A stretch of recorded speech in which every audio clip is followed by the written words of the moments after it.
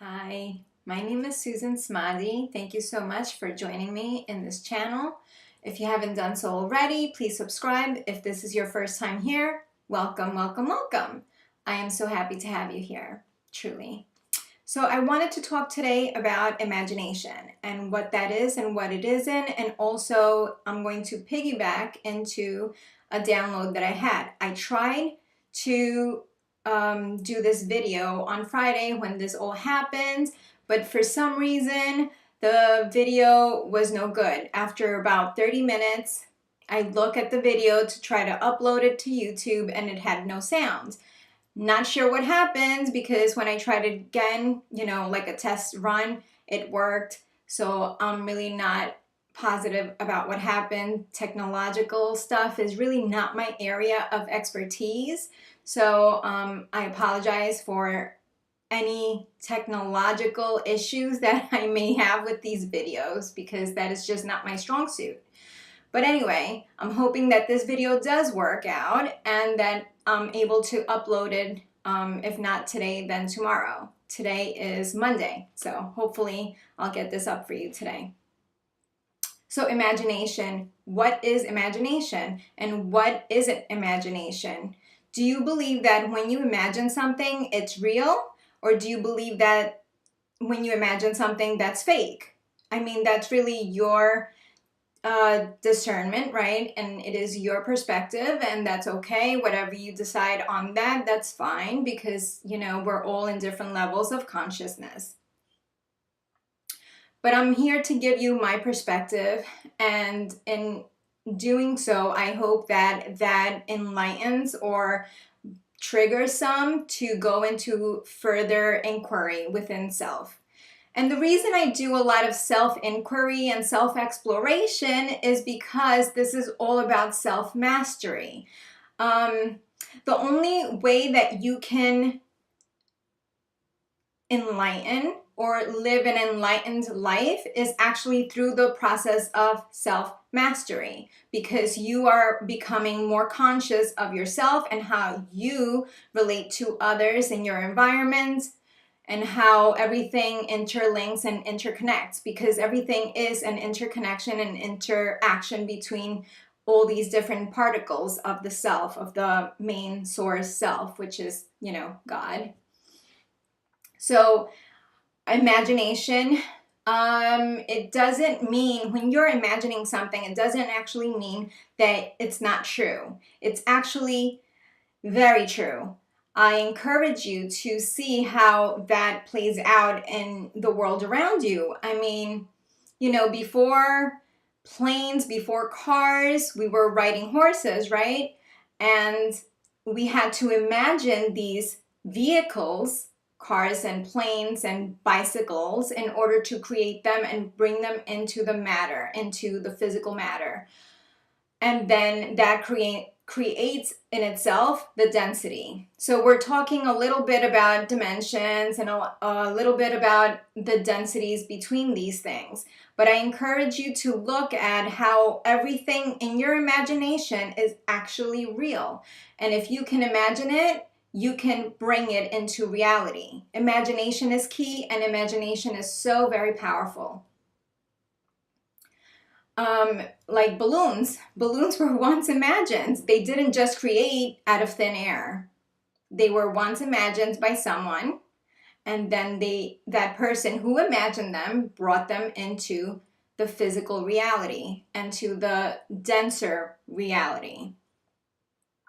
So when I'm doing like workshops on shamanic experiences and journeys, and when hypnosis comes up, and under regressions and hypnosis, you're doing a lot of like inner work because you're sort of guided through meditation or regression.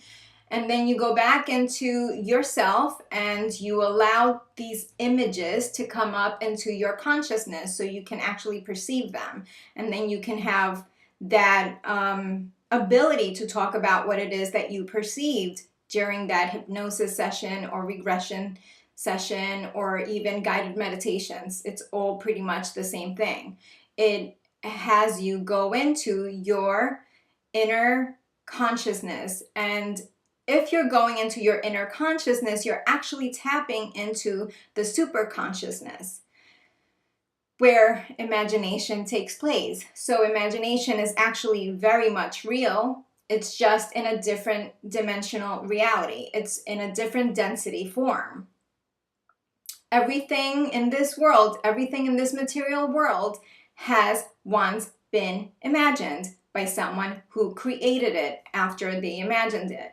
So another perspective to take is that we are actually all imagined by the one source, which is God. So we're actually within God's mind, and God is imagining all of us and everything that is within God's super conscious mind, right? That's another perspective that you can take. So it's about playing with these different perspectives so you can see the possibilities that there actually are for us to enjoy or to learn from. So imagination is very much real, according to me. But again, use your own discernment, and it's okay if you don't agree with me. And if you agree with me, that's fine too. It's all good. So the download that I had on Friday was as soon as I woke up from sleep, I had this energetic current running through me. And it was very, very interesting because I usually could pretty much turn it off. And on Friday morning, I couldn't turn it off. So that means that there was something major to know and to learn from. So I said, okay, I'll go with this. So I took my journal, my handy journal, and my pen, and I started writing. I did automatic writing, which is a form of channeling, if you will. And in automatic writing, you literally write automatically. There is no thought process. It's just writing. You're letting the energy current that's coming through to actually ground into matter through your writing. So I did that, and the message, I'm not going to really get into it, but it was basically from oneness, from source. So it's basically about our consciousness going back to like a unity consciousness level of reality. So instead of having all the separations, it's more blended and more cohesive, congruent, and they are interplaying and interchanging. So for us to understand that we are one. So, and this is all happening in a collective level. So even though we're all, every single one of us, we're all in different levels within our consciousness and within our evolutionary level of understanding, as a collective, it is my understanding that we are ascending to a higher vibration and a higher level of consciousness as a whole planetary system, which means that the planet is actually ascending with us. So, you know, it pretty much is as above, so below, as within, so without. So whatever is happening within us, we will experience outside of us. And that is really how, this is how beautiful it is, the whole masterpiece, right? Because whatever is in your outside experience and reality, you're able to see if there's inner work for you to do. And if so, if you have healing to do and inner work, then that is a great chance for you to actually go and do that. And as you do that, you are more able to rise in consciousness, to have a higher perspective. And when I say higher or lower, it doesn't necessarily mean good or bad, because in actuality, and in my opinion, and in my perspective at this point, there is no such thing as good or bad. It's just happening. It's all existing. It is not for me to judge whether something is good or bad, although I can make that choice, and I can judge if something feels good or feels bad. And that's very good, because we can gauge sort of what feels right for us and what doesn't feel right for us, and that goes into resonance. So when we're discerning information for ourselves, we're going to have, if we are quiet, right, and if we tune into our inner being, inner self, we are able to tune in to the subtle energies that are trying to communicate with us, which means that if something doesn't feel right for you, that doesn't necessarily mean it's not right or that it is wrong. It is just not congruent to where you are at this time, at this level of evolution, of your own evolution. However, with more time or more learning, I guess, you are able to see later on, perhaps, how that actually is true and is right for you because you've had time to integrate the information a little bit more. So just be very, very mindful of how things feel to you within you. So if something doesn't feel good, put it aside. You don't necessarily have to say, well, that's wrong and that's crazy, although it could be, there's always a possibility, but it's more about tuning into yourself in order to understand where you are at this time in the now moment, here and now. That's so important, here and now. How do you feel here and now? And that will tell you where you need to go and how you need to proceed. I encourage you to start seeing things as not right or wrong, but as, well, it's not really resonating with me right now, but perhaps later on. I'm just gonna put it aside for now. So the download that I had was about oneness, and then when I felt like the energy was settled a bit more, I was guided to take notice of the 16th century. So if you know me, I'm not, I don't say that I'm like great with history. I just, it's not my thing. My thing is like spirituality and psychology, emotions, and these things, creativity, more of the right brain, okay, as opposed to the left brain. Although, that's always balancing itself out in itself. So anyway, the 16th century, I had to research because I didn't really understand where my guidance wanted me to go with this. And when I say my guidance, I mean the energy that was running through me, which is oneness. I can say my spirit helpers or spirit guides or angels. It's one and all of the same thing. It's your inner guidance. So the 16th century, I found fascinating. I actually Googled it. And I found fascinating different information. And as I'm reading like the different points of the 16th century, the major points that I found, I actually wrote them down into a piece of paper, a notepad.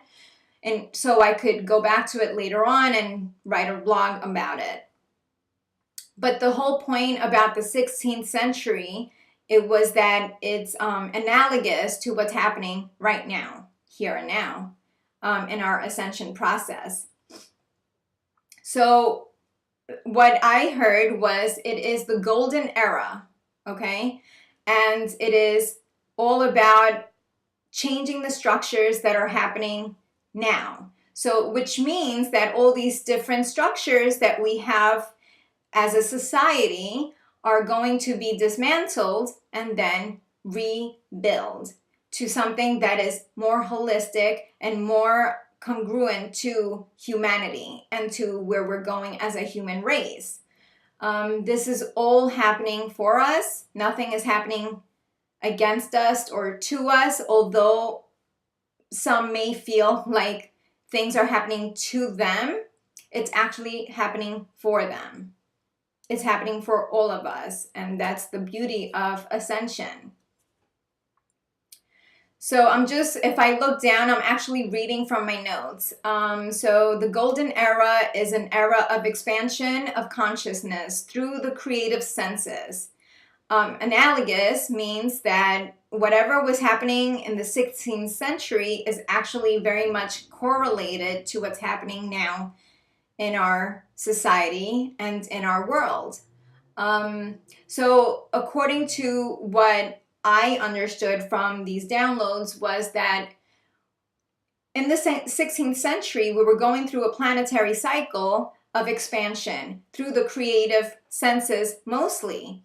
There was also, on the other side, a lot of chaos. So something like the 80-year war, I think that's what it was called, the 80 Years' War from 1566 to 1648, and other wars that were happening in the 16th century.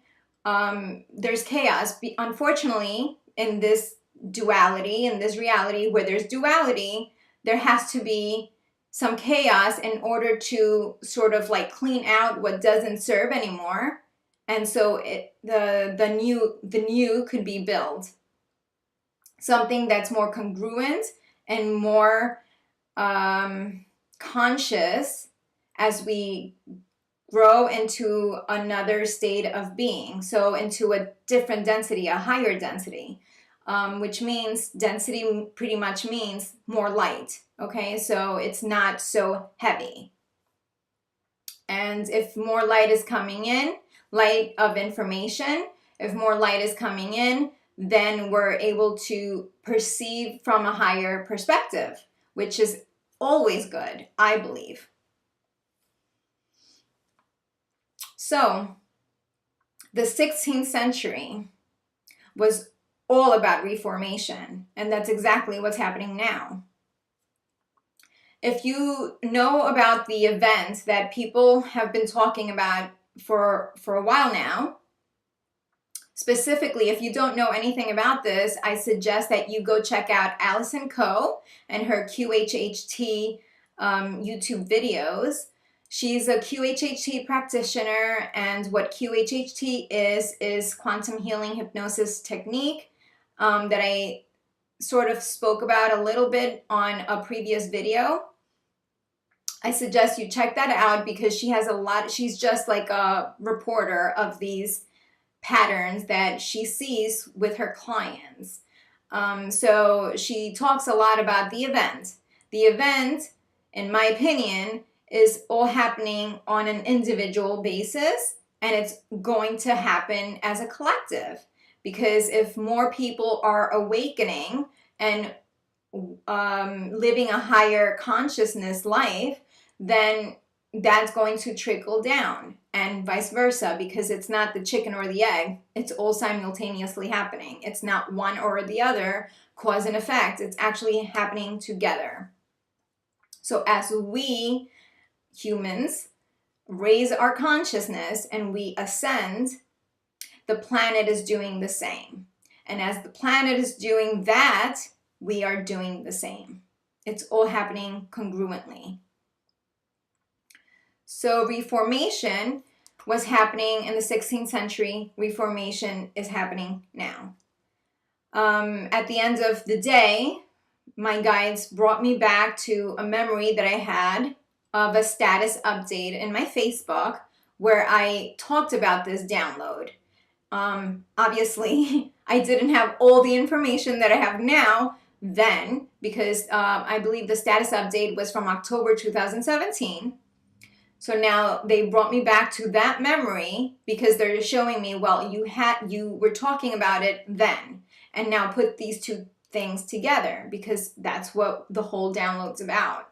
So I find that very, very fascinating, and I'm sure that if you are tuned in to your guidance, you're experiencing these downloads too, and you're able to understand that time is really not linear, that time is actually cyclical because everything is a pattern. I'm bringing back our consciousness to the golden mean, pi. So it's again, the right brain and the left brain trying to work together here. the right brain is open and the receptive side and the creative side. It's open to all possibilities. And then the left brain, which is more analytical, more ordered, more mathematical, is saying, well, this is what it is and how it is, and it's trying to make sense of it all. It's actually like in different, like, file cabinets. That's what I'm seeing. File cabinets is what the left brain is about, and it's also the masculine side.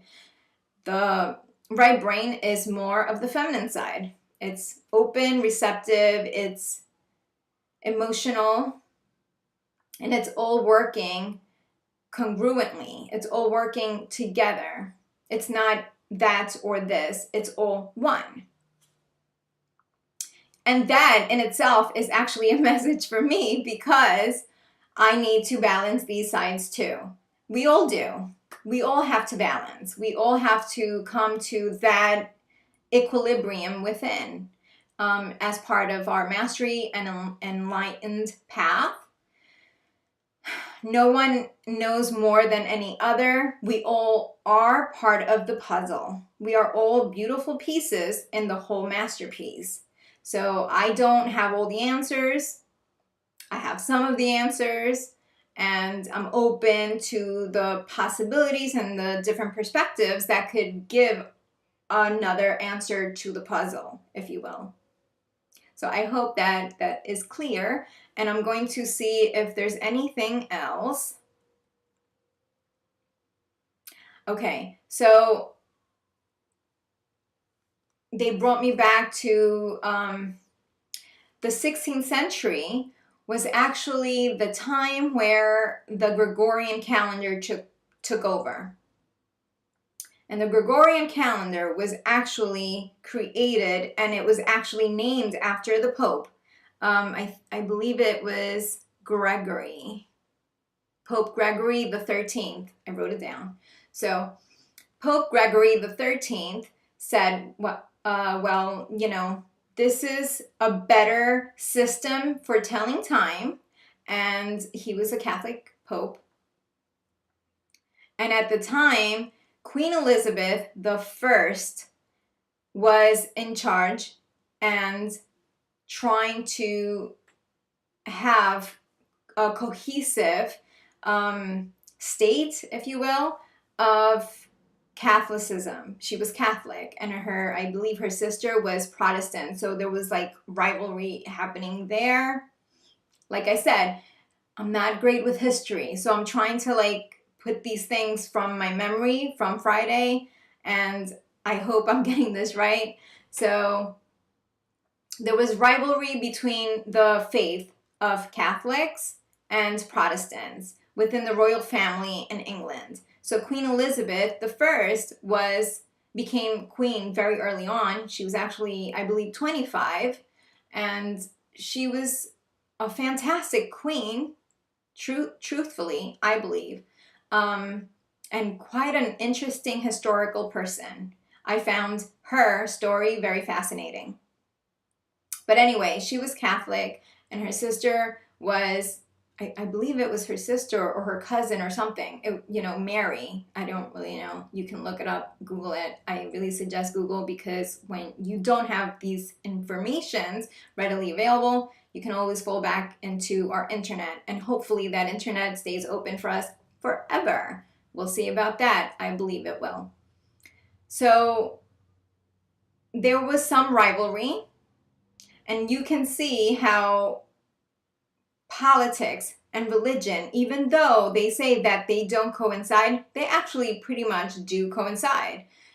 They're very much interlinked, because it was through Queen Elizabeth I that the Gregorian calendar, from my perspective, it was through her power and her authority that the Gregorian calendar took over.